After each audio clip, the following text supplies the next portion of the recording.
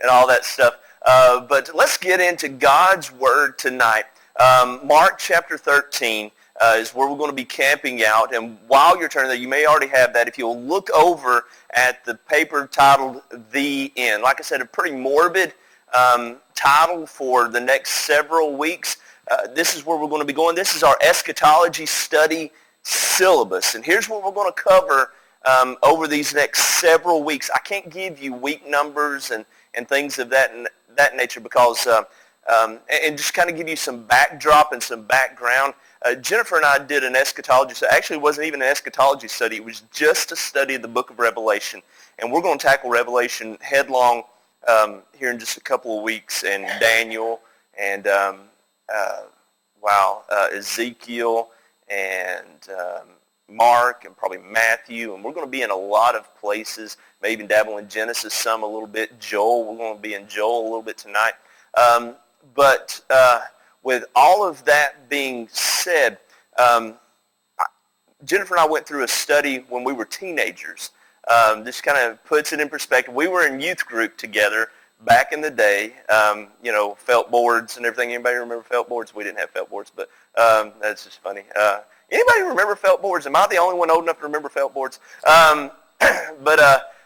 We were in youth group together, and our youth pastor spent a year and a half, 18 months in the book of Revelation alone.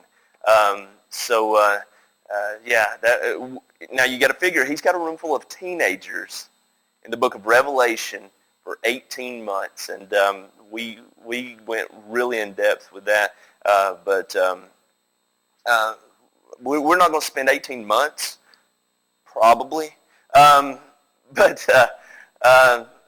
gonna have a good time. I'm not gonna rush through this. Is what I'm really wanting to get across. Is we're gonna take our time. We're gonna step through this. We may not even get through the outline that I gave you tonight. We may not get through all of that tonight, and that's okay. All right. We will pick up and we will continue on from where we start. We're not going to skip anything for the sake of time. We'll just handle things as we go along. Signs of the Times, Part 1. We're going to define eschatology, discuss the first 5. There's 10 of them. Signs that Jesus offers to point toward the end of days and how we are seeing these unfold today. Signs of the Times, Part 2. We're going to discuss the last 5. And I even got down here, this may all take an additional week and even possibly 2 weeks to get through these alone. The rapture of the church. An in-depth look at the catching away of the church. We'll discuss different viewpoints and even the debate. Many people don't even know there's a debate surrounding this. Even the debate concerning this history-altering event. Then we will get into the tribulation period. We're going to discuss the first 3.5 years, talk about the 4 horsemen of the apocalypse, including the Antichrist, the judgments from heaven, bold judgments, vile judgments, all of those. Discuss the one world currency, the one world government, and the one world religion. And we're going to provide proof of the modern realities of these events. When we get into this, you will begin to see how this could not have happened when John penned the book of the Apocalypse, Revelation. Then the tribulation period, the second 3.5 years, we're going to talk about the abomination of desolation. We will mention that over the next 3 weeks. I'm not going to get in depth about the abomination of desolation just yet. Just keep that term in the back of your head. We will address it at a later date. Expose the unholy trinity, answer questions concerning things like the mark of the beast. What will the end be like? Then we're going to talk about the millennial reign, the end, and then the beginning. And you'll see all this progress through over the next several weeks, but this will be an interesting study. So if you'll go ahead and get to the Signs of the Times sheet that you have, this is the outline for tonight. We're not going to deal with all the questions on these. I put these here a whole lot for personal study. Some of these things I've pulled from several different resources, things that I've seen, things that I've experienced, some studies that I've done, things of that nature. So this is a good mosh podge of information here. And so as we may not answer all the questions that I've got on each point, I put them there for your personal study and things of that nature. So if we're going to talk about eschatology, one of the biggest questions when I throw out the word eschatology is, what is it? What do you mean when you say eschatology? This is a term that a lot of people it may be new to you, and that's okay. It's a pretty recent word. The word itself, it's a branch of theology that is concerned with the final events in the history of the world or of mankind. That's Merriam-Webster's definition of eschatology. The word eschatology, eschat, is a root word. It is a Greek root. It simply means end. And that's what it means, end. And then ology, you hear it in biology, sociology, things of that nature. It just means the study of. So we have the study of the end. Hence the title of the series, The End. I almost called it escat, but I thought, that sounds dumb. Eschatology. Now, we're going to be dealing with, over the next couple of weeks, Mark chapter 13, verses 1 through 31. Now, here's what I'm going to do. I'm going to read the first 4 verses initially, and then we're going to deal with some questions and talk about things and just kind of break down Mark 13 together. In many cases, I would normally read through the scripture and then come back and take it apart. I'm going to read the first 4 verses. We're going to talk about those. Then we're going to read 5 through 6 and then so on and so forth and just kind of step through this because I don't want us to get ahead of ourselves just in case we can't cover everything tonight. You with me? All right, so with that being said, let's look. Turn in your Bibles to Mark chapter 13 and follow along with me as we read Mark 13 verses 1 through 4. Then he, Jesus, went out of the temple. Then as he went out of the temple, one of his disciples said to him, "Teacher, see what manner of stones and what buildings are here." Now, to kind of put this in context, from what I understand, naturally I wasn't there. I may be old. I'm not that old. During Jesus' day, Solomon's temple was a very beautiful area. As a matter of fact, if you go into Jerusalem today, it is not there anymore. Jesus actually does a piece of prophecy here in the very near future, and which we're about to read, and they don't really understand what he's prophesying. Solomon's temple is not there. As a matter of fact, the hill that it would stand on now stands an Islamic mosque called the Dome of the Rock. The Dome of the Rock occupies the space where Solomon's temple once stood. This was the site of the temple for hundreds of years for the Jewish people. This is why this is considered a holy site in Jerusalem. This is also why this point in space in Israel is a place of so much controversy and war and conflict and things of that nature. There's constantly fighting, and if you really want to know what the fighting is really all about, it is essentially over these few acres of property that sits in Jerusalem that the Jewish people say belongs to us. This belongs to us. The temple stood here. A new temple should be built here. The Islamic nation says we also come from Abraham, Isaac, and Ishmael. The Ishmaelites become the Arabs, become the Palestinians, become the Islamics, or really the Edomites become the Islamics. And you've got Isaac, which becomes the progenitor of Jacob. He's the father of Jacob. Jacob's name turns to Israel. The nation is named after Jacob, Israel. And so your Jewish line comes from them. So they both lay claim to this property that was promised to Abraham, who they both say, and they both legitimately have ties at Abraham. So they're constantly fighting over this piece of property. Jesus is coming out of this beautiful temple, who many people say, and historians say, at this point, much of it would have been laid with gold, and it would have been one of the most magnificent spectacles to see in all of history. And coming out, one of the disciples approach him, and they say these words, "Teacher, do you see what manner of stones and what buildings are here?" And Jesus answered him, verse 2, and said, "Do you see these great buildings? Not one stone shall be left upon another that shall not be thrown down." Jesus begins his prophecy of the end of days with a simple word that's going to happen very soon.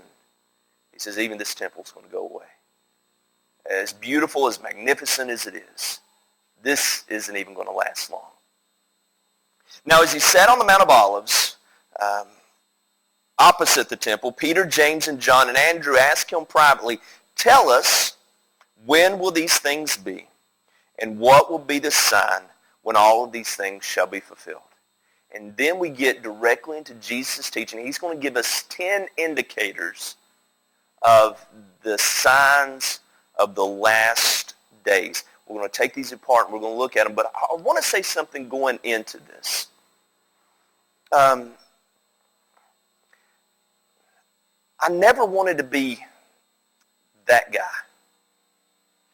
I never wanted to be that preacher. I never wanted to be this gloom and doom, down and out, it's all coming to an end, head for the hills kind of guy. I never wanted to be a fearmonger at all. And in this, I don't want to be that guy. But as we get into this, and as we get into this over the next several weeks, you will begin to understand quite quickly that we have no choice but to warn this world of the tribulation that's coming. Joel, the book of Joel, you know the theme of the book of Joel? It's the day of the Lord. The entire book of Joel deals with, its whole theme is the day of the Lord. Joel chapter 2 verse 1 says these things. It says, sound the trumpet, blow the alarm to Zion. Zion was the holy city. As Joel is talking about, he's saying, warn the holy city. You put it in today's context, Joel will be saying, warn the church. Sound the alarm in Zion. Lift up your voice, he would say. In Zion. If he was here today, if the prophet Joel, talking about the end of days, were to say, he would tell pastors, he would tell congregations, he would tell leaders, warn the church and warn the world. And I believe that's what Jesus is doing, is he's sitting down with these disciples and he's discussing this. In Mark chapter 13, picking up in verse 5, Jesus begins to unfold these things and he says this, "And Jesus answering them began to say, take heed that no one deceives you. For many will come in my name, saying, I am he, and will deceive many." He gives us our first warning out the gate, religious deception. Religious deception. Now, I know that many in here may have come from a Catholic background or have some Catholic roots along the way. And listen, I want to be sensitive to that, because I begin to understand, like James MacDonald says, he says this, when you deal with previous religions that people have come out of it, there are attributes like my family. I can talk about them, but you can't talk about them. And I want to be sensitive to that. But in that sensitivity, I want to set out a very firm warning. The popularity of the Pope and the media spectacle surrounding his recent visit to the United States is just one example of the religious deception that has come over this world. The picture you have behind me here, Pope Francis addresses joint meetings of Congress, the first pope to ever be able to address a congressional meeting. And here he is taking a role, and many are applauding what he did and saying that it's about time that Congress would recognize this is the same pope that will go into the Vatican City, into holy chambers and read the Quran with Muslims and pray with Islamic leaders in group prayers, saying that they are praying essentially to the same God. This is religious deception. This is someone with some very strong political prowess, leading people astray under the guise of I am the Pope. I don't know if you know a whole lot about Catholicism and things, but essentially the Pope lineage is considered to be descendants of Peter, essentially, and so he is the voice of God on earth, is how they understand it. Yes, ma'am.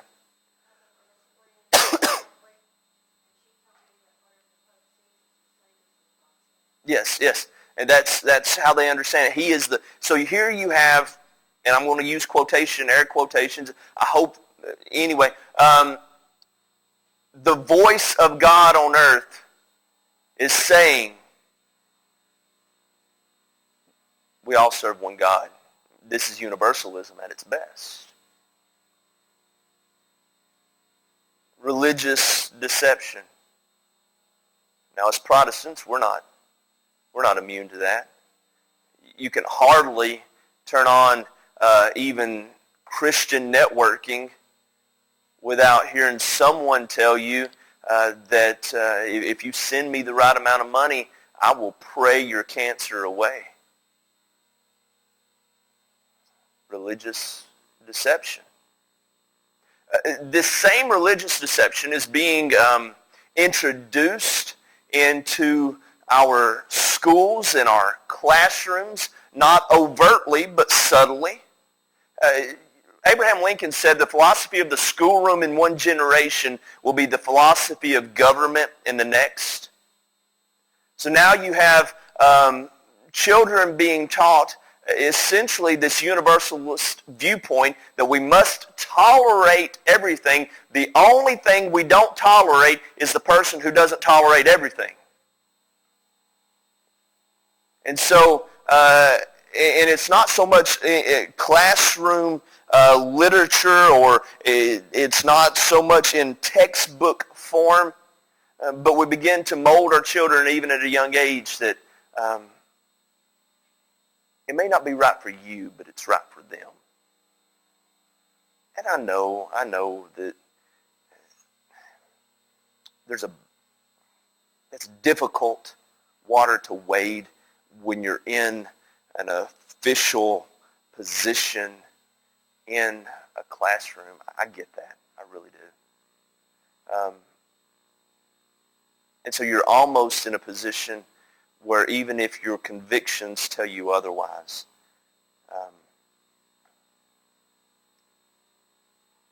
it has to go. That's a very uncomfortable place to be.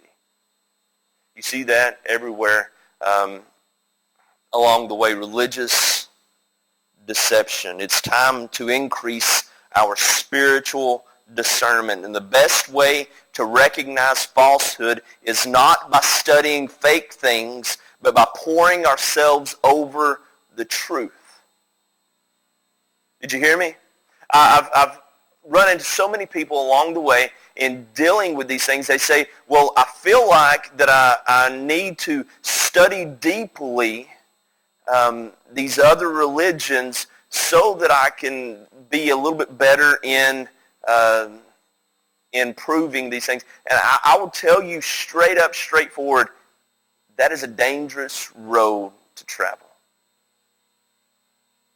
What you find yourselves doing very quickly when you begin to study into these other religions, and listen to me, getting deep into cultic activity, these Christian-esque religions, and trying to understand, what you find very quickly is if you're not careful, you begin to compromise even what you feel like you believe, and you wash away the truth. The way to overcome this is not by studying fake things, but pouring ourselves over the truth, studying the Word of God. I had some of our, some LDS guys, Church of Jesus Christ Latter-day Saints, the Mormons, come to our house many years ago, and I've told this story several times. Their sales pitch sounds really good when you meet them at the door.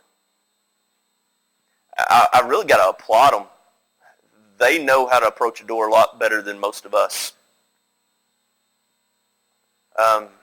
They've got their stuff together. But they tease you in with the things that sound good. And here's one of the things that stood out to me in their, and I can't think of a better way of saying it other than pitch. In their pitch, the thing that stood out to me, and I thought this was truly amazing, and the deception that comes with this particular devil that they're throwing at you. Here's what they said. All right, we want to leave with you this information, and we don't ask you to make any decisions. Here's what we want you to do. We want you to pray and ask God to reveal the truth to you. Sounds good, doesn't it? As long as you've got that devil sitting on your countertop, your coffee table, that devil's going to whisper in your ear and not the truth. Religious deception. This goes so many different levels. Verse 7. Well, let's back up. Let's poll the audience. Where do you see religious deception? I got some things in social media and in pop culture, within spiritual cults. What are some of the places that you see religious deception? I know I've named some of them straight off, but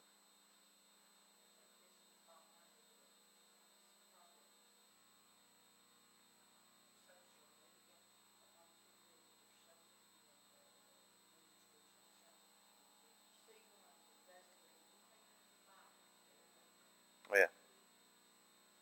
Be very careful.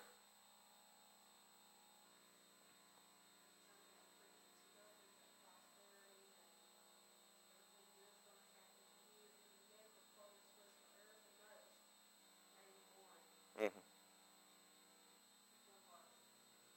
Most of the time that's taken out of context. So they take one verse out of context, make it say, and I've said it many times, I can take verses out of the Bible, a single verse or a part of a verse, and I can make it say a lot of things. I can show you in the Bible where it says there is no God. You believe that? I can. But if you take it in context, the verse says the fool has said in his heart, there is no God. So if you're not careful, taking one thing out of context to your point, it's religious deception, and it's wholesale. It's wholesale. It's everywhere. Right now, it is extremely prominent. You're going to see here very quickly that line is going to go away. I promise you it's going to go away, and it's going to go away soon, and it's going to go away quick when it does. And we'll get to that here in just a few moments. I don't want to get ahead of myself, but that line of prosperity gospel, it's on wholesale. It's everywhere. You want to see a church explode? Tell everybody their life is going to be perfect. They want to hear that. As a matter of fact, Paul would prophesy to that point. He would say in the last days, people would heap to themselves ministers because they want their ears scratched. They want to hear what they want to hear.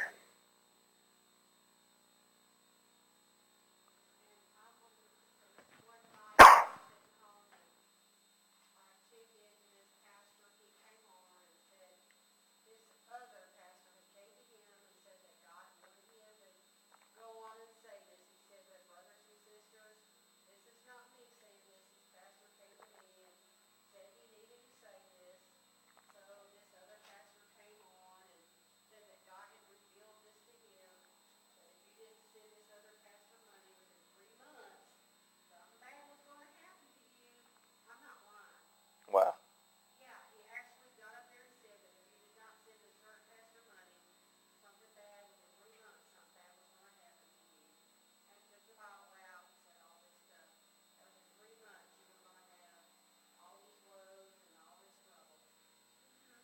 Wow.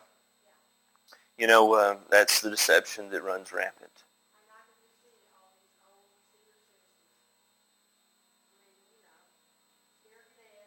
People just shelling out money.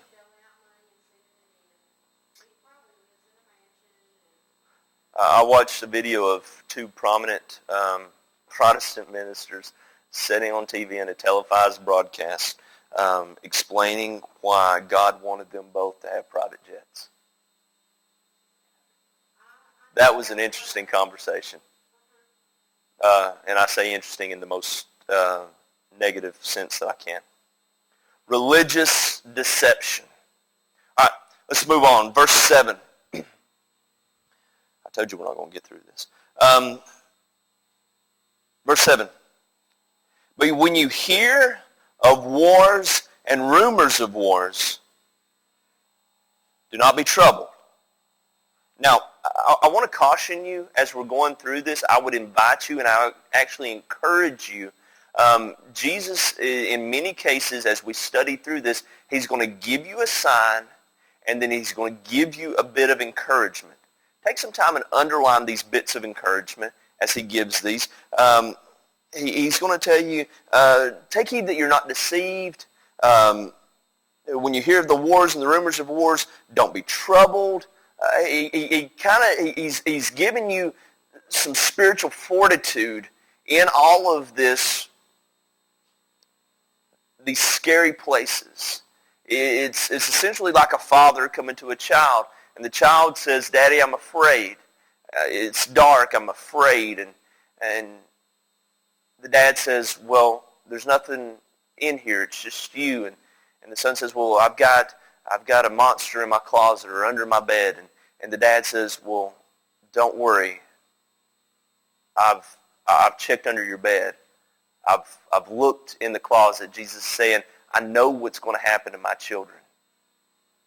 Don't be afraid. Don't be troubled, for such things must happen, but the end is not yet." Verse 8, "For nation will rise against nation, and kingdom against kingdom, and there will be earthquakes in various places, and there will be famines and troubles.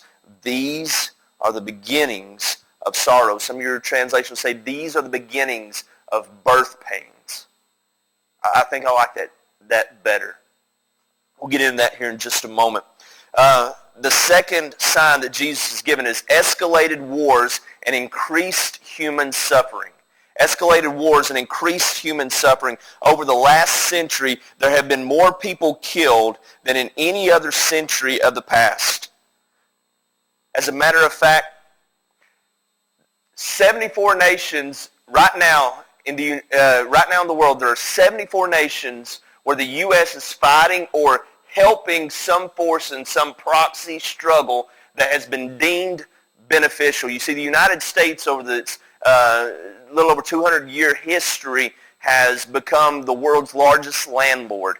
And so we feel like we have to help out all of these little places that maybe we've helped develop and help deal with. So there are 74 countries across the world that currently the U.S. Is engaged in a conflict of some kind. Now, we know of the more prominent ones: Afghanistan, Pakistan, Iraq, Middle East kind of stuff. We don't know about all of these others, and they're out there. We just don't hear about them as much.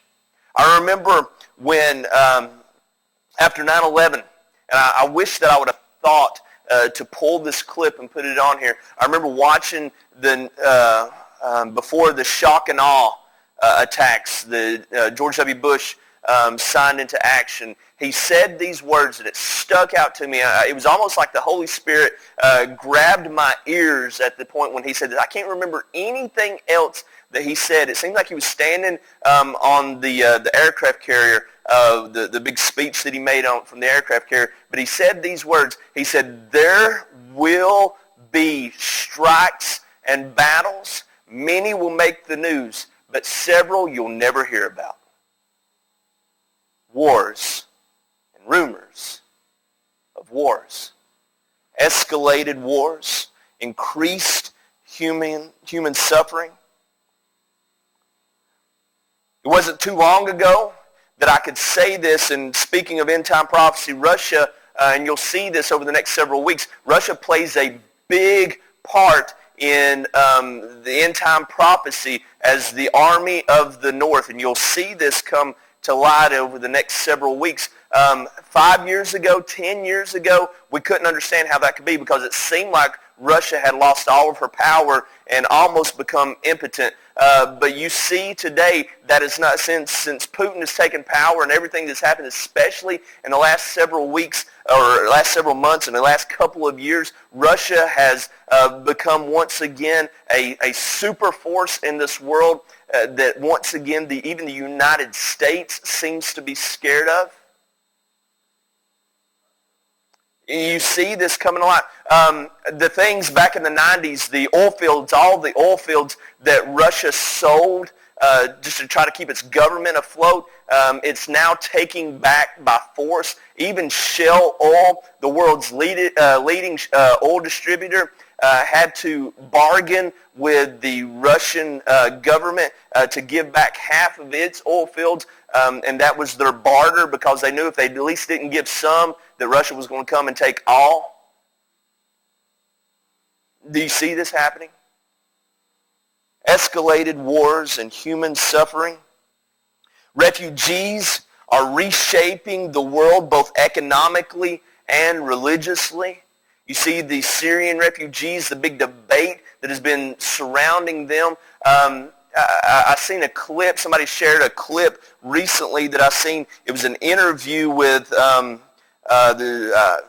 I think it was Congress, and they were doing a congressional hearing, and they essentially didn't have anything to offer them. The last data that they had was like from back in 1994, and they didn't have any new data to offer them in the way of refugees, but even then it seemed like people were just hemorrhaging out of these Islamic countries trying to get out under the guise of religious freedom and fearing for their lives.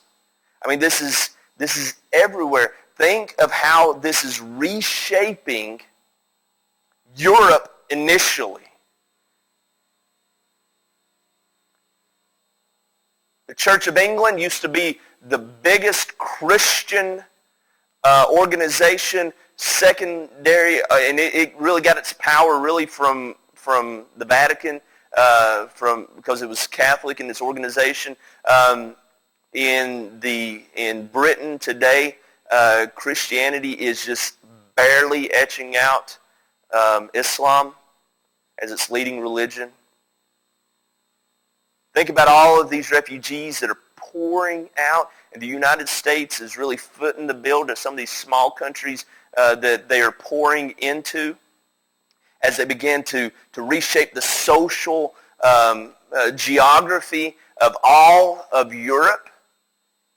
As these people with these religious ideologies are now pouring in to these once Christian countries and are by overwhelmingly aggressive means overcoming some of the religious standpoints that these countries had once taken. I mean, it's reshaping. And not only is it reshaping, but like I said, economically, You see some of these European countries and entire countries filing bankruptcy. I'm going to kind of give you a quick heads up. This is one of the precursors to the one world currency. You got entire nations filing bankruptcy. At some point, we can't let entire nations go under. So how do we keep entire nations afloat and still allow them the ability to trade with other countries? Well, the only way you can do that effectively is to have one banking system that controls the entire world. I don't want to get ahead of myself by several weeks, but you see this reshaping both economically and religiously. Africa is in chaos, not to mention the social upheaval in North America resulting in urban and religious wars. How many times in the last couple of years has it been on the forefront? Entire cities shut down because of urban unrest. It seems to be happening more and more and more. Almost entire states having to bow down to certain religious authorities. You see this happening everywhere. Once upon a time, when you spoke of martyrdom, you spoke of people overseas. That is no longer the case. Now we speak of martyrdom in the terms of United States citizens on our own soil. 10 years ago, 15 years ago, I would have said that and you would have looked at me funny. Tonight, most of you are shaking your head in agreement. You see this coming about. Escalated wars, increased human suffering. Once upon a time, you turn on the news and you might see a catastrophe happening here and there. Here of late, it seems like you can't turn on your television a single day without seeing something on fire or a car underwater.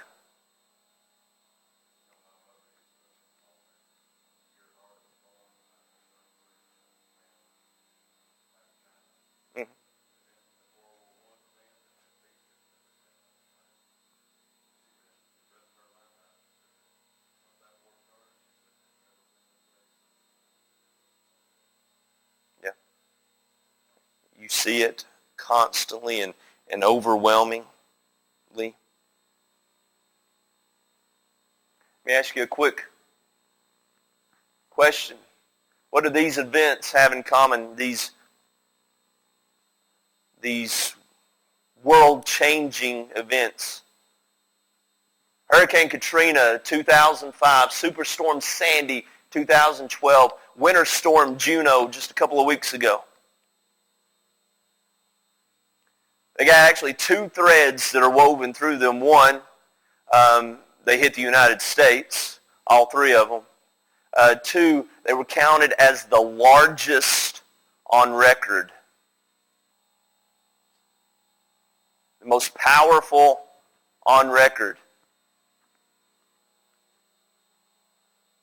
Ironically, and there seems to be some science that justifies insight and at least a little bit of study. Hurricane Katrina hit the United States' leading petroleum-producing areas, nearly bringing our country to its knees in the way of oil and gasoline reserves, shooting fuel prices through the roof.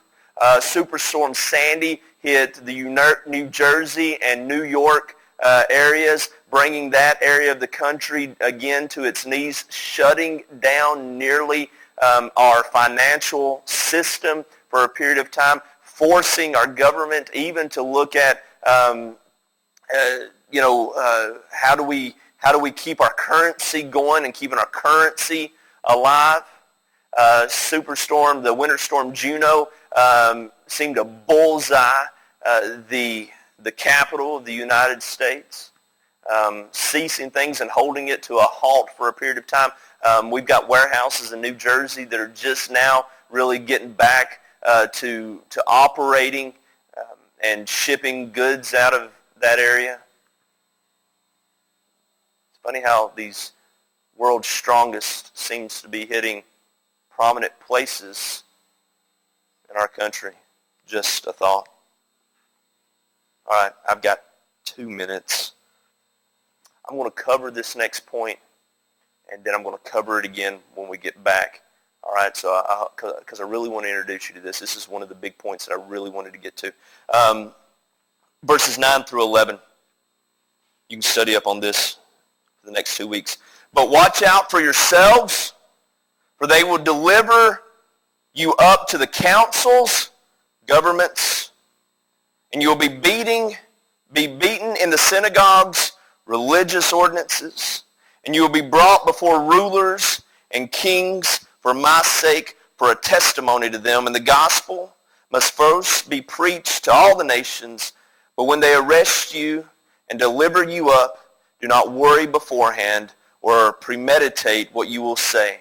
But whatever is given to you in that hour, speak that. For it is not you who speak, but the Holy Spirit.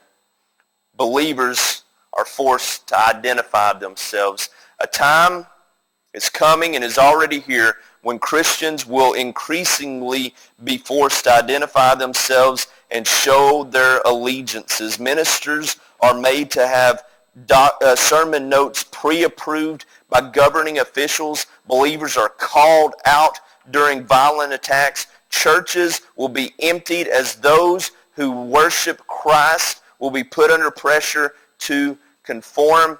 I don't know if you know what this is. This is called a noon.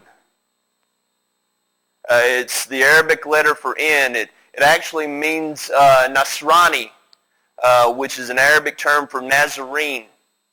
This is a term that is used actually in Mosul initially, now all over the Middle East. It's used to mark Christian houses for rogue brigades that come through these areas looking, and it's a way of identifying and marking and saying there are Christians that live here. As these rogue ISIS and Islamic brigades come through these areas, it is a way for them to say, hey, if you want to have some fun, they will come in, they will rape, kill, and decimate these homes that are marked in this way. Believers are forced to identify themselves. Once upon a time, we sung the song, This Little Light of Mine, you know it. Help me with this. There was a verse that said, hide it under a bushel. No. Unless that's painted on your fence. Then all of a sudden, can you begin to understand the thought that Christians may have to hide, to be afraid. Let's say you're a non-Christian. That's your sister, that's your parents that have lived with you. You're a non-Christian and you come home and you see that painted on your fence. And you know that if you got Christians in your house, what could be coming to your family this evening? Brother will turn against sister, and son against father, and father against son. Get out. I'm not having it here. I'm not having my family killed and raped and destroyed just because you're a Christian. Believers forced to identify themselves. I've got a lot more to deal with that, but I am out of time. I hope it is my prayer that this wets your whistle for the upcoming weeks and hopefully get some things going. Like I said, we're going to get headstrong into the prophecy and everything. My goal of this was to show you signs of the times and how this is coming on strong as we get into the prophecy and you begin to understand what the end of days really looks like. Anybody got anything they want to say or anything before we get out of here?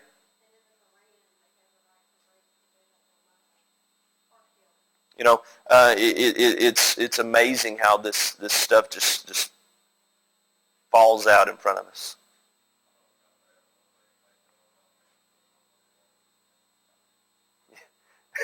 Well, you see this, and actually I've seen, and it's easy for us in the United States because it's not that bad here, but I've seen actually Christians, and I wouldn't mind having one of these shirts. I've seen T-shirts and people marking their social network accounts with this symbol to say, I'm a Christian, I'm a Nazarene. You can't take a negative term that God can't redeem and say, all right, you want to make fun of me for this. I'm going to wear this badge proudly. And I stand up with those that do that, and I support them. And like I said, hey, I'm all with you, but it's real easy for me to do.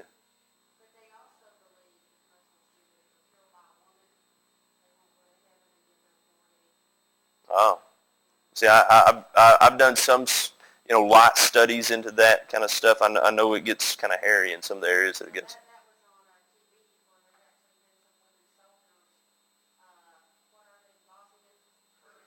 Hurts. Oh, wow. That's interesting.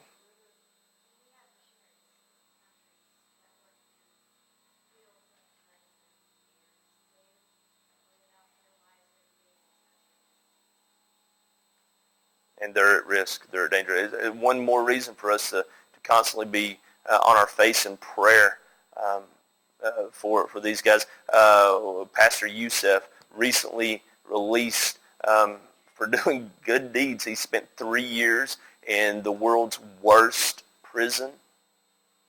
Why? Because he was a believer in Jesus.